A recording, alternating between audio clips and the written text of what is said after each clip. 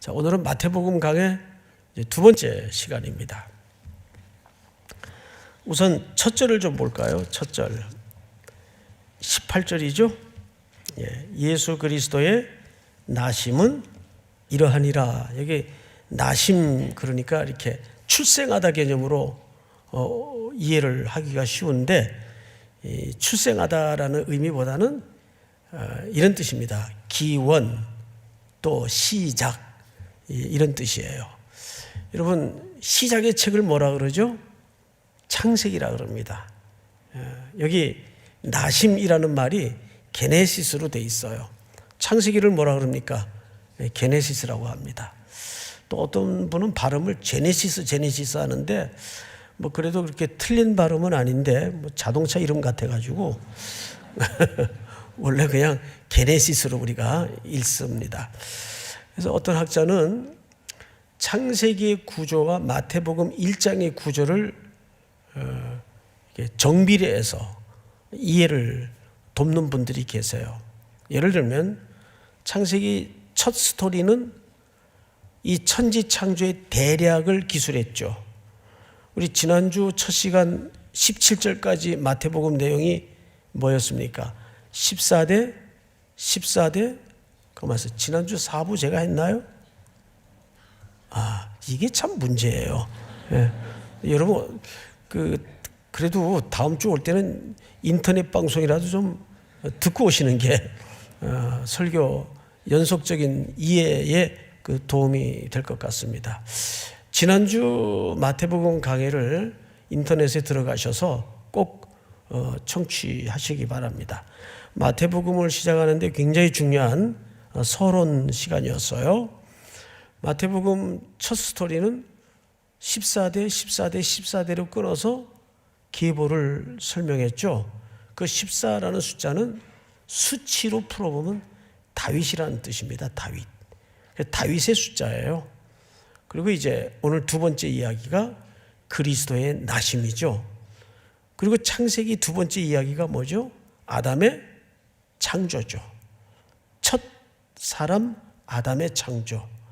그리고 오늘 이 이야기는 둘째 아담 그리스도의 시작을 이제 이렇게 설명하고자 하는 거예요. 자, 18절을 보십시다.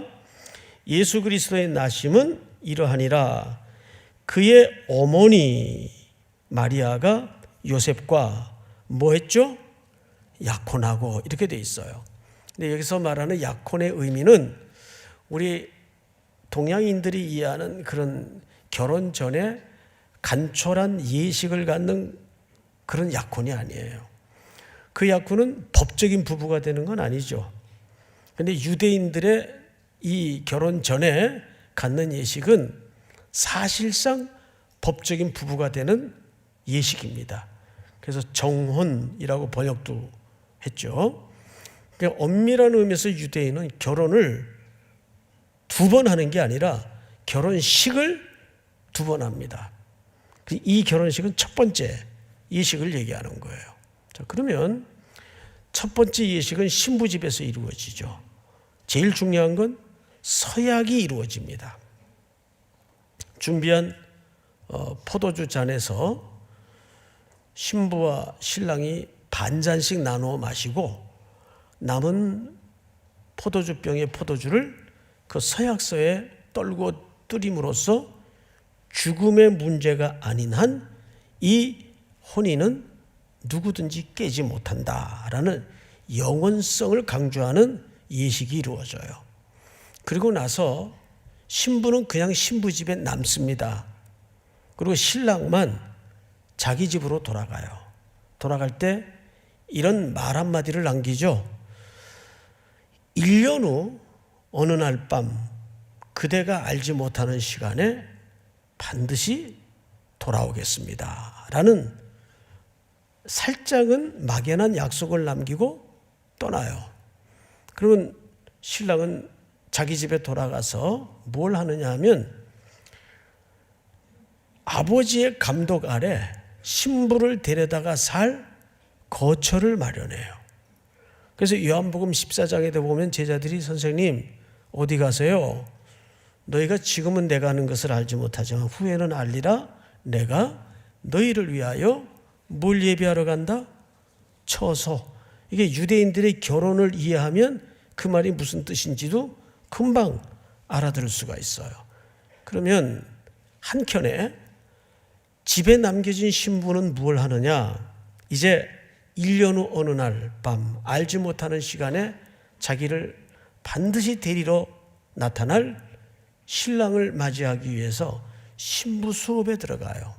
그동안 이 형제 저 형제 나누었던 모든 페북 이야기 찍은 사진 다 찍고 정리하고 SNS 문자 다 삭제하고 말끔하게 정리한 다음에 그 집은 전라도 사람이랬지.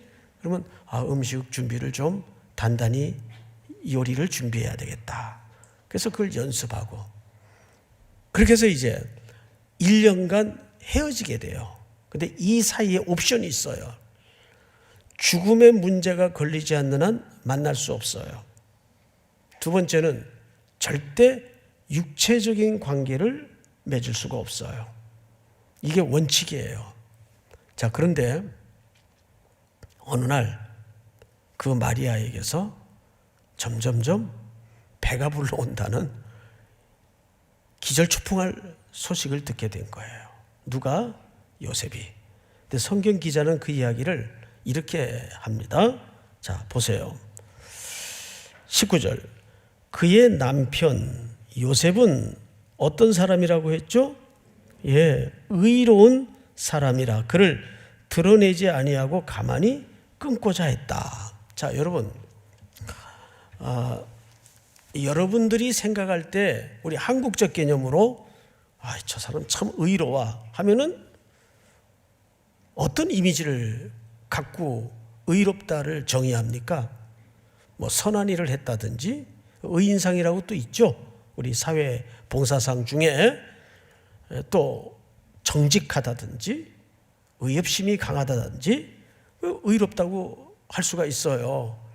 근데 이 의롭다라는 기준이 시대마다 통념이 다르고 나라마다 근거가 달라요. 자, 유대인들은 의롭다 할 때는 어떻게 하는 것이 의로운 걸까요? 유대인들은 일절 다른 기준보다도 가장 중요한 기준이 하나님의 율법에 충실한 게 의로운 거예요. 자, 그러면 요셉의 이름에 수식된 이 의롭다라는 말은 말이 안 돼요. 왜? 지금 마리아에게 나타난 이 상황은 이렇게 덮어두고 조용히 파혼한다고 되는 문제가 아니에요. 그건 율법에 가장 위배되거나 충실치 못한 태도입니다. 율법은 어떻게 규정되어 있는가? 원본을 한번 보십시다. 띄워주세요. 처녀인 여자가 남자와 약혼한 후에 정혼을 얘기하는 거예요. 어떤 남자가 그를 성읍 중에서 만나 동침하면 다음 절 시작. 너희는 그들을 둘 다 성읍 문으로 끌어내고 그들을 돌로 쳐 죽일 것이니 그 처녀는 성 안에 있으면서도 소리 지르지 아니하였으며 그 남자는 그 이웃의 아내를 욕보였음이라. 너는 이같이 하여 너희 가운데에서 악을 제할지니라. 여러분, 이 본문을 잘 보세요. 너희는 그들을 둘 다 성읍 문으로 끌어내고 그들을 돌로 어떻게 하도록 되어 있어요? 이게 율법이에요. 이 요셉이 정말 율법대로 의롭다라는 수식어가 붙이려면 어떻게 해야 되냐면 지금 팩트상으로는 분명히 누군가 썸이 있었어요. 자기 정혼한 아내가. 그러면 일단 수사가 시작이 돼야 돼요. 누구냐? 탐문이 시작되면 이 여자는 공개적으로 이제 낙인이 일단 찍히는 겁니다. 그리고 이제 발견이 되면 또 혹 범인을 상대를 못 잡으면 마리아만이라도 어떻게 해야 됩니까? 공개적인 자리에 드러내야 돼요. 그래서 동리 사람들이 손에 돌멩이를 들고 쳐서 죽이는 것이 율법에 충실한 것이고 유대 사회의 통념상 그게 의로운 거예요. 여러분, 요한복음 8장을 한번 볼까요? 어느 정도였는가 하면 서기관들과 바리새인들이 음행 중에 잡힌 여자를 끌고 와서 가운데 세웠어요. 그리고 저마다 이제 나머지 본문을 보면 돌멩이를 들고 치려고 씩씩거리고 있었죠. 여러분, 그거를 그 당시 사회적 통념으로 이해해야 돼요. 그게 아주 잔인하거나 이상한 게 아니에요. 이 사람들은 지금 뭐에 충실한 거죠? 율법에 충실한 거예요.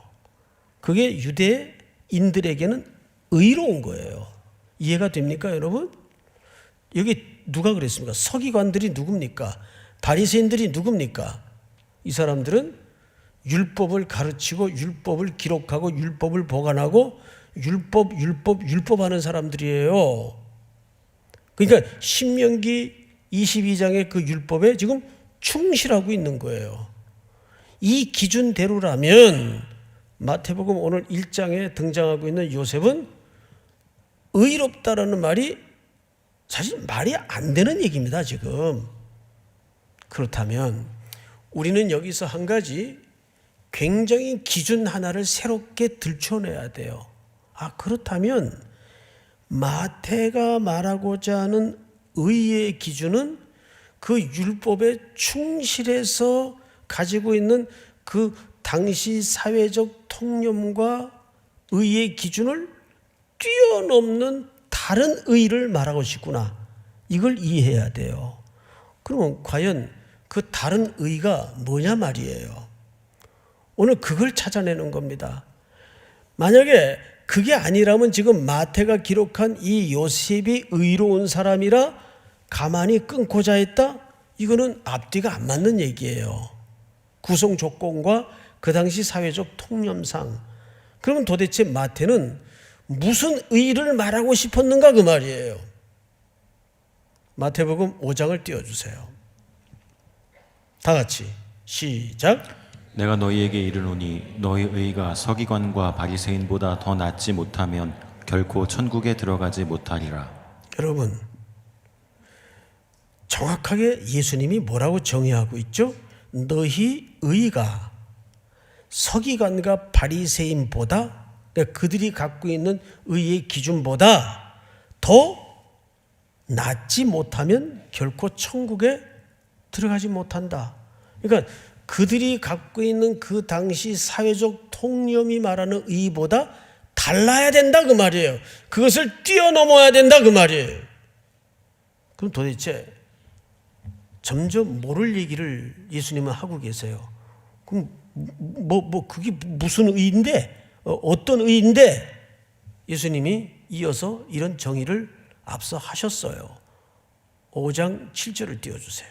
다 같이 시작. 긍휼히 여기는 자는 복이 있나니 그들이 긍휼히 여김을 받을 것이며. 복이라는 말이 의라는 말과 의롭게 되었다라는 말과 사실은 동의어예요. 그러니까 예수님이 구현하고 싶고 드러내고 싶은 의의 기준은 뭐예요? 긍휼이에요. 긍휼이에요. 이 긍휼만이 그 당시 사람들이 의라고 붙들고 있었던 사회적 통념의 율법이 요구하는 의를 뛰어넘는 의라는 거죠. 왜요? 예수님은 바로 이 요셉의 의를 따라서 이 땅에 태어나셨어요. 육신의 몸을 입으시고, 그리고 그 예수님은 그 의로움을 어디서 절정을 이루어내셨습니까? 십자가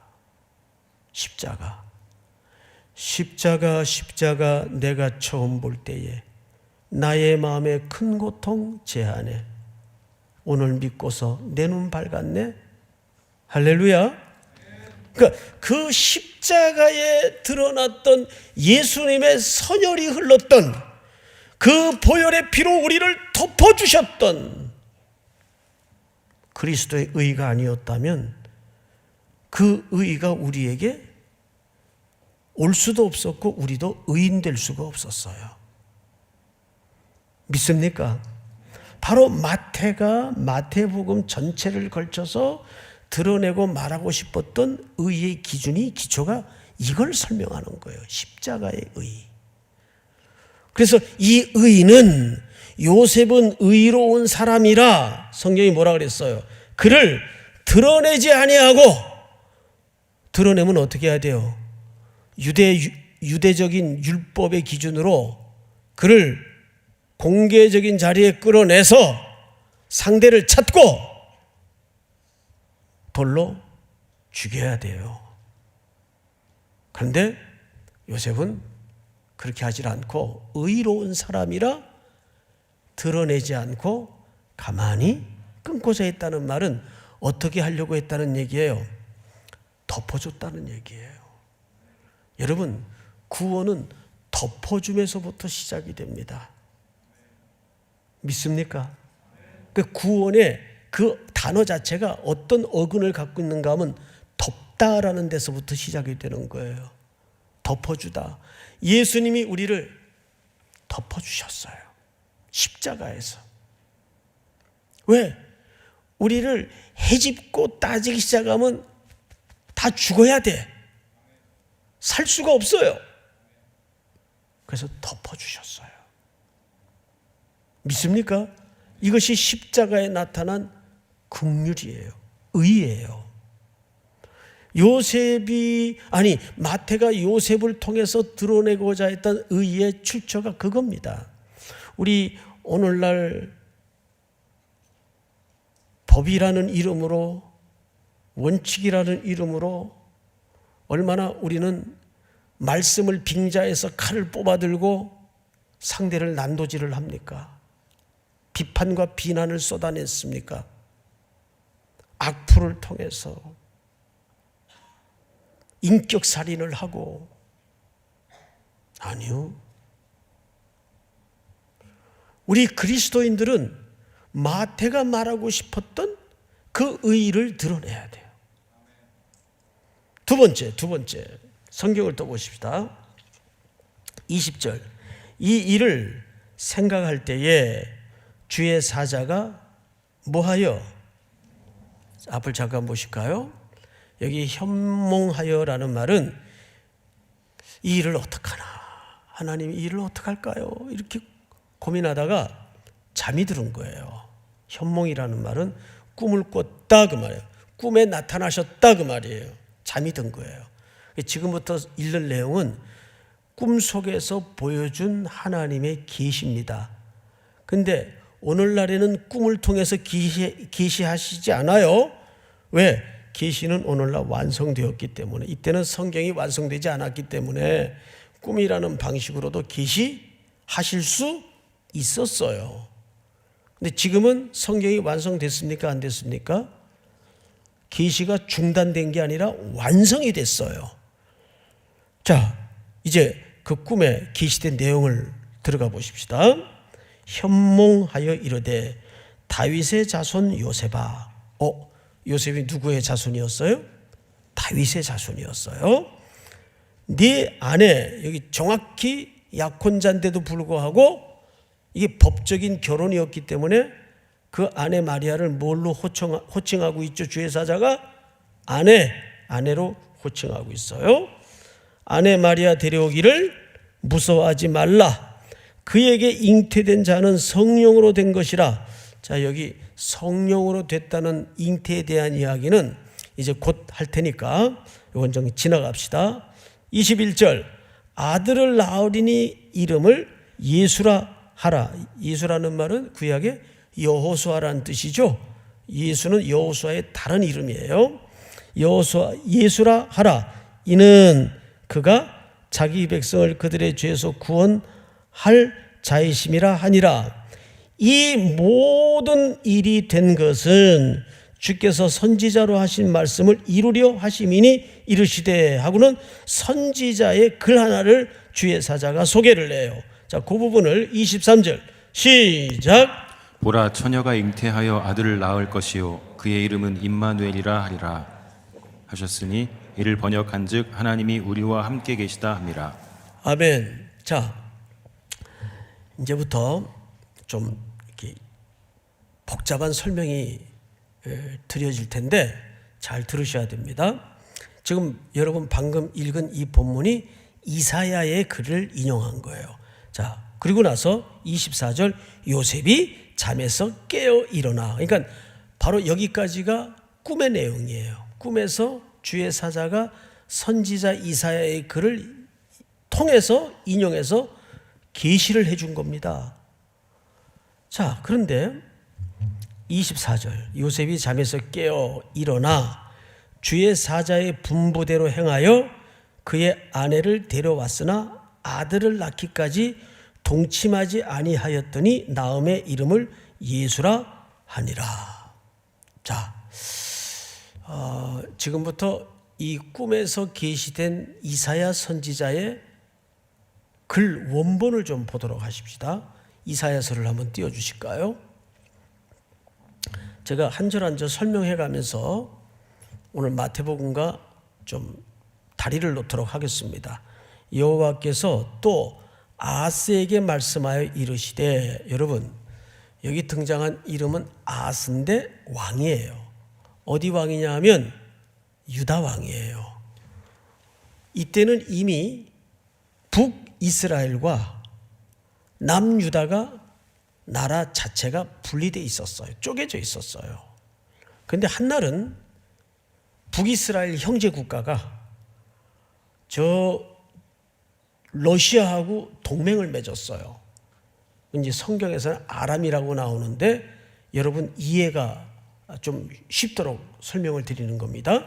저 러시아하고 동맹을 맺고 유다를 침공을 한 겁니다.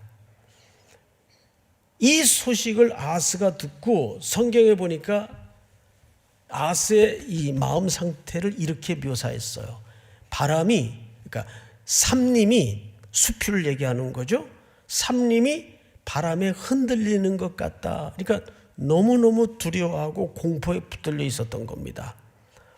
삼림이 바람에 흔들리는 것 같았다. 그러자 하나님께서 바로 이사야 선지자를 보내셔서 도움을 주십니다. 그에게 여호와께서 또 아하스에게 말씀하여 이르시되, 다음 절, 너는 네 하나님 여호와께 한 징조를 구하되 깊은 데서든지 높은 데서든지 구하라 하시니, 징조를 구하라는 말은 도와줄 테니까 필요한 거 있으면 도움을 청해라 그 말이에요. 하나님이 도와줄게. 이사야 선지자가 그 말을 전했어요. 그런데 그 다음 절 보니까 반응이 이상해요. 12절 다 같이 시작. 아하스가 이르되 나는 구하지 아니하겠나이다. 나는 여호와를 시험하지 아니하겠나이다 한지라. 여러분, 그런 위기를 지금 앞에 두고 선지자를 보내서 하나님이 무슨 징조든지 구해라, 내가 도와주마, 이렇게 했단 말이에요. 그러면 선뜻 받아서 감사합니다, 100만 대군을 좀 보내주십시오, 또 뭐 아람의 병사들의 눈을 좀 멀게 해 주십시오, 얼마든지 군사적인 다양한 도움을 말할 수 있을 텐데, 유다 왕, 이 다윗의 집안이에요. 유다 왕이 이런 얘기를 해요. 구하지도 않겠고 나는 여호와를 시험하지 않겠습니다. 자, 이 말투가 어떻게 들리세요? 야, 드디어 정말 신앙인 중에 신앙인을 만났구나, 이걸까요? 이게 히브리어 원본의 뉘앙스를 읽어보면 그런 뜻이 아니에요. 이 말은 이런 예를 하나 드릴게요. 아들이 사업을 하나 벌렸어요. 그런데 모양새를 보니까 말아먹게 생겼어. 위험해. 그래서 이제 집에 집사를 시켜가지고 아버지가 그 아들놈한테 가서 뭐 도와줄 거 없는지 이번에 아버지가 한번 확 크게 밀어줄 테니까. 아버지는 재벌 회장이에요. 게다가 아버지는 아들을 무척 사랑해요. 그리고 사랑만 하는 것이 아니라 도와줄 수 있는 능력도 있어요. 그 도움 필요한 거 있으면 얘기해 보라 그래. 그랬더니 집사가 가서 얘기를 하니까 아들 녀석이 시큰둥한 게 뭔가 아버지한테 지금 틀려 있어요. 아이, 됐어요. 필요 없어요. 그만 됐다 그러세요, 가서. 지금 사실 이렇게 얘기한 거예요. 이게 신앙이 있는 모습이 아니고, 예? 그러니까 쉽게 얘기하면 아하스는 눈에 보이지도 않는 하나님의 도움 필요 없다 이거예요.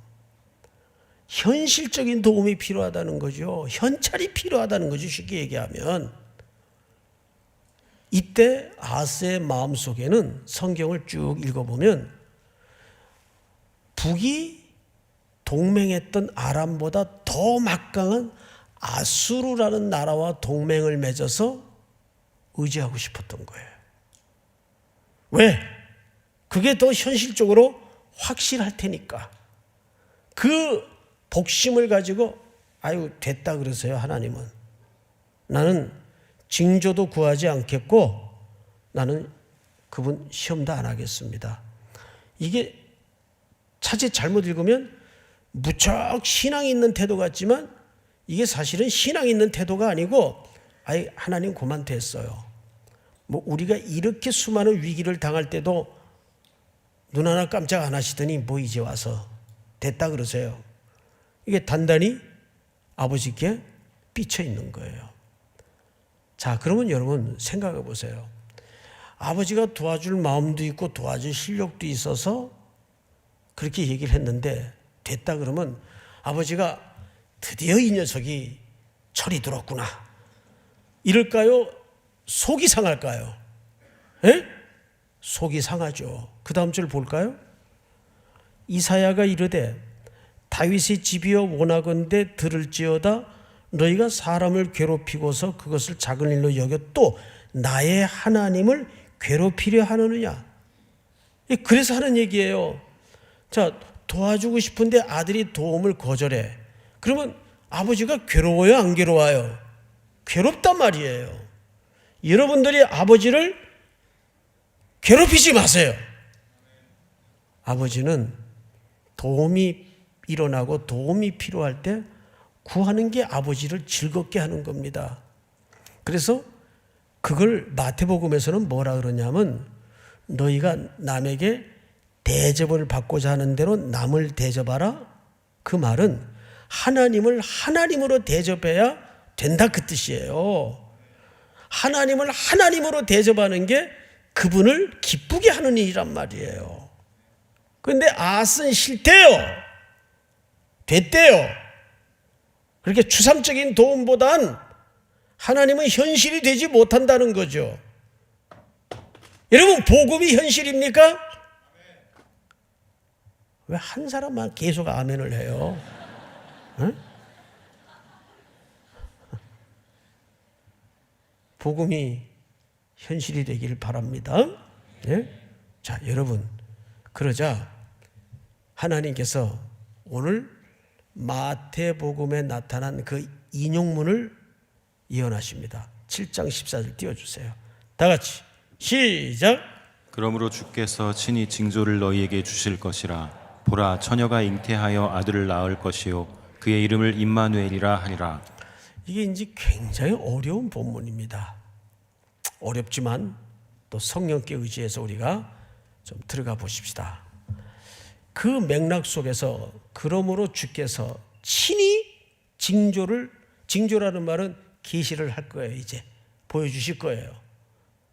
너희에게 주실 것이라. 보라, 처녀가 잉태하여 아들을 낳을 것이요 그의 이름을 임마누엘이라 하라. 이게 오늘 요셉의 꿈속에 나타난 이사야에 인용된 글이었어요.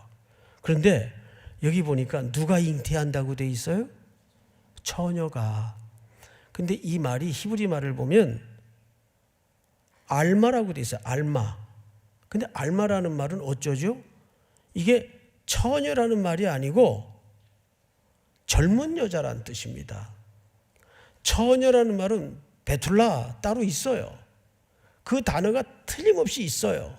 그런데 그 단어를 쓰지 않고 어쩌자고 알마라는 단어를 썼어요. 젊은 여자.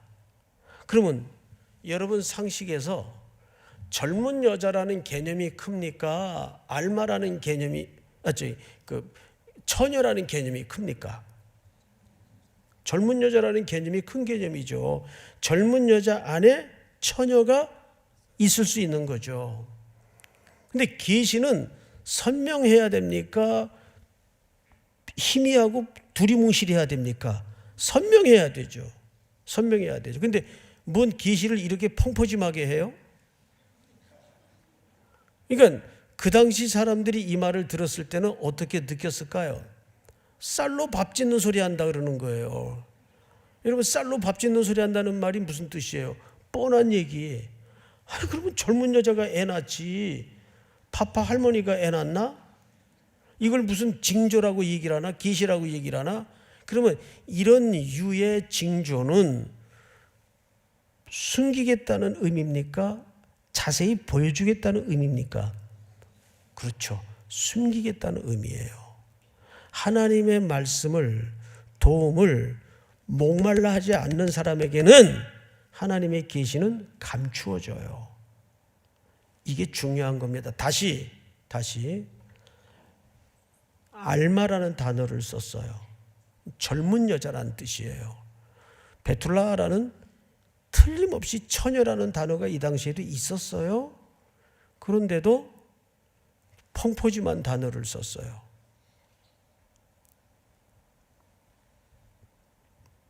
이 말은 그 당시 사람들이 들을 때는 너무 뻔한 얘기예요. 이게 뭐 쌀로 밥 짓는 얘기를 해? 그럼 젊은 여자가 애 낳지. 그 말로 의미로 보아서 이 말은 이걸 지금 무언가 감추겠다는 얘기예요. 누구에게? 아하스에게. 왜? 계시에 대해서 수납했어요? 거절했어요? 거절했기 때문에. 그런데 놀랍게도 수백 년의 역사의 언덕을 넘어 마태복음 1장에서 요셉에게 이 예언이 인용되면서 거기에는 정확하게 파르데노스, 처녀라는 단어를 썼어요. 동정녀. 남자를 한 번도 알지 못하는 여자. 그러면 요셉에게는 이 말이 펑퍼짐하게 보여진 겁니까? 선명하게 보여진 겁니까? 선명하게 들려진 거예요. 자, 그러면 또 하나 여기서 우리가 상식적으로 이해할 것은 뭐냐 하면, 요셉이 이사야의 글을 처음 들었을까요? 이미 알고 있었다는 얘기입니까? 그렇죠.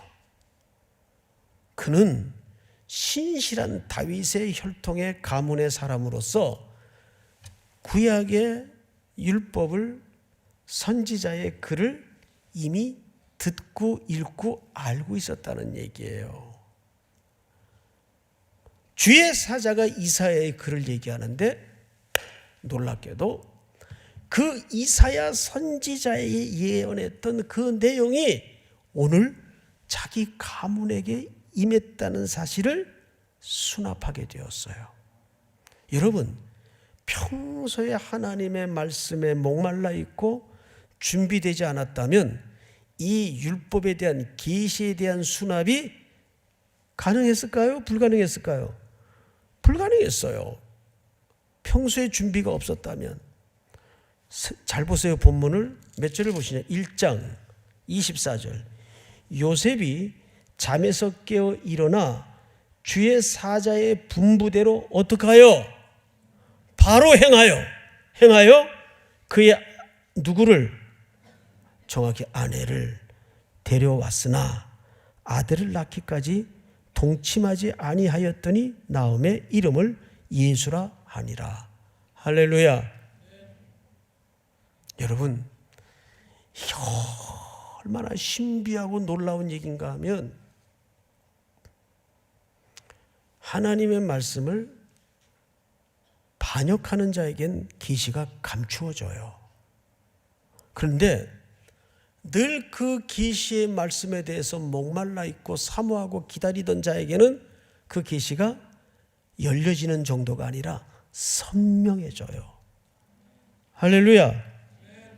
그래서 요셉은 이 계시의 말씀의 현몽에 바로 순종할 수 있었던 겁니다. 저는 오늘 여기서 두 가지 결론을 우리 성도들과 함께 붙잡고 일어났으면 좋겠어요. 첫째는 원칙과 법만, 또 율법과 차가운 진리만 존재하는 이 세상에서 우리는 그것을 더 뛰어넘는 어떤 의의가 있어야 될까요? 긍휼을 베푸는 의. 믿습니까? 예?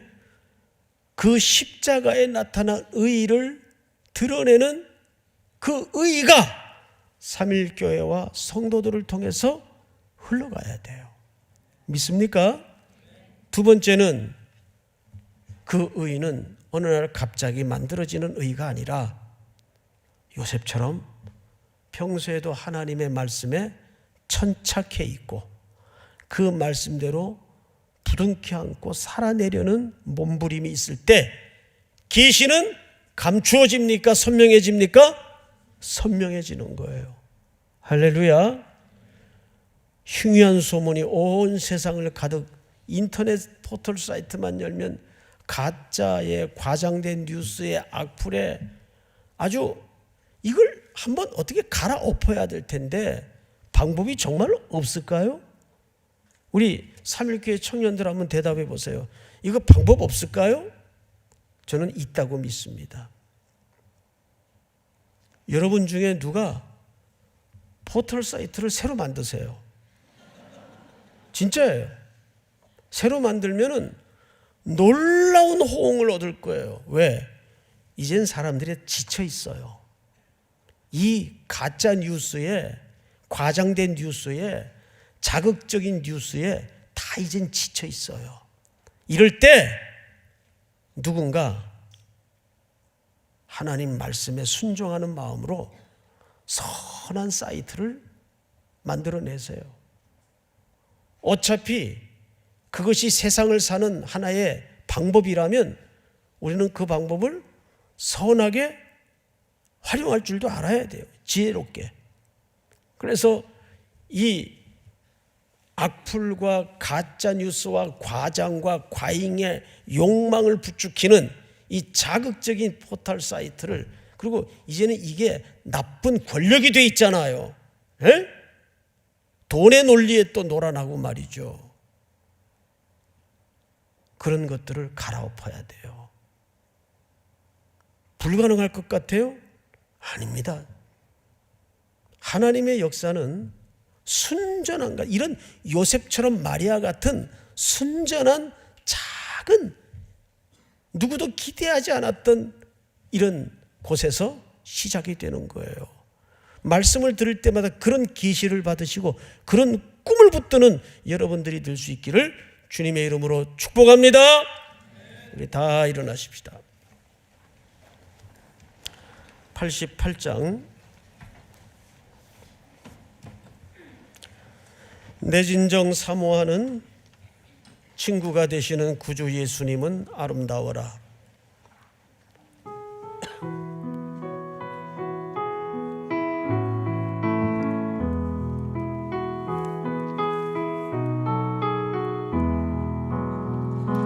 내 진정 사모하는 친구가 되시는 구주 예수님은 아름다워라.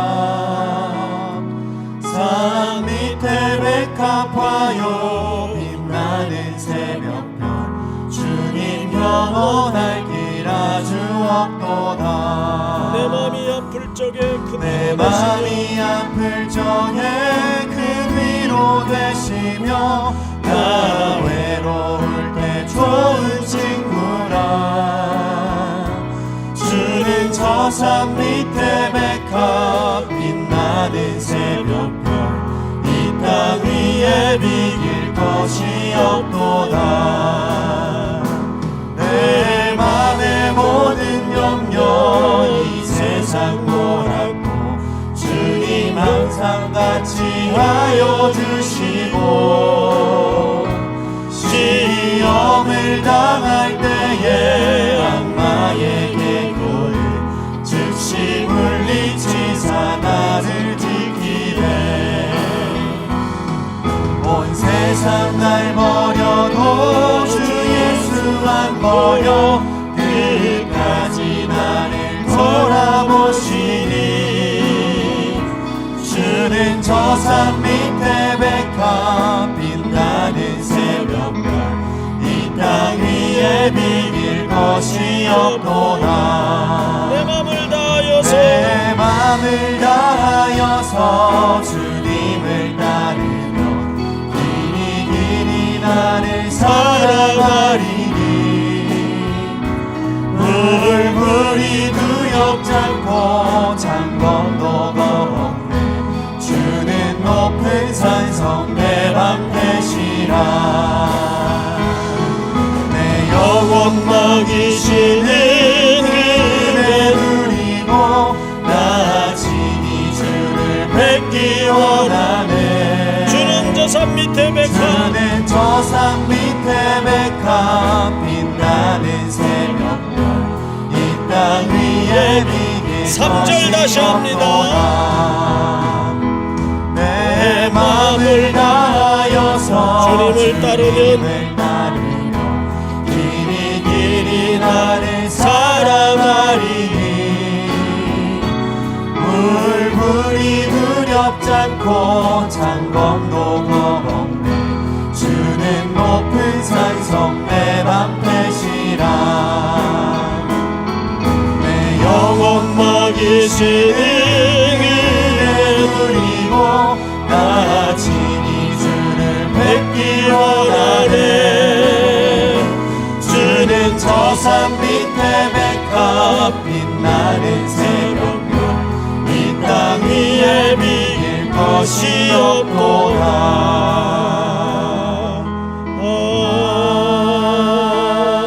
아멘. 하나님 아버지, 오늘도 주신 말씀을 붙들고 한 주의 삶을 떠납니다. 홀로 두지 마시고 걸음걸음 우리 성도들과 동행하시어 유혹과 시험과 갈등이 가득한 땅에 그리스도의 긍휼과 의를 드러내는데 선봉에 서도록 도와주시고, 특별히 하나님의 말씀에 목말라 허락하시는 진리의 계시를 선명히 붙드는 지혜로운 걸음들이 되도록 인도하여 주시옵소서. 이 세대를 본받지 않도록 도우시고 잘 분별하여 하나님의 선하시고 올바른 뜻이 무엇인가에 순복할 수 있도록 우리를 붙잡아 주시옵소서. 지금은 우리 구주 예수 그리스도의 은혜와 하나님 아버지의 사랑과 성령님의 교통하심이 머리 숙여 경배를 드리는 모든 삼일의 성도들, 영상으로 예배하는 모든 이들, 복중의 생명까지 영원토록 함께 있을지어다. 아멘.